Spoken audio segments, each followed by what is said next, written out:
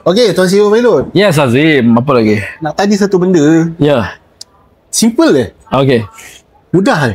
Okey.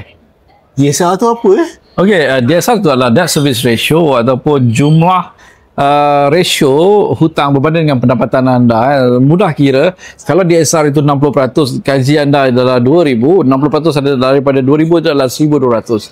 Sekiranya bank itu mengatakan yang DSR yang dibenarkan adalah 60%, bermaksud anda punya komitmen di dalam bank ataupun di dalam rekod securities tidak boleh melebihi 60%.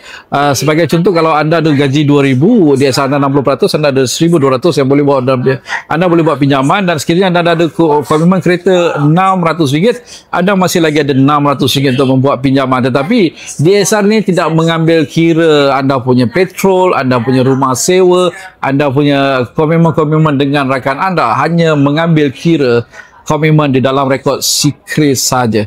Okey, jelas Azim? Ya, jelas. Sekiranya anda membuat pinjaman, tanya kepada bank yang anda mohon itu, berapakah tahap DSR yang dibenarkan. Ada bank yang mungkin boleh terima 50%, ada bank 60%, ada bank 70%, ada bank yang 80%, supaya anda tidak membuang masa anda untuk menghantar kepada bank yang salah, dan mungkin kegagalan itu juga menjadikan anda gagal di tempat lain, kerana bank tak suka untuk pemohon yang sudah ada rekod memohon di tempat lain. Okey, tuan-tuan dapatkan laporan My Pocket anda, dan kami akan mendapatkan info berdasarkan laporan Securities, Experience PK dan lain-lain. Kami juga akan bantu anda untuk memberi konsultasi dan bantu anda mendapatkan dana atau membuat persetujuan semula komitmen anda, dan dana itu hanyalah daripada bank, koperasi dan agensi kerajaan saja.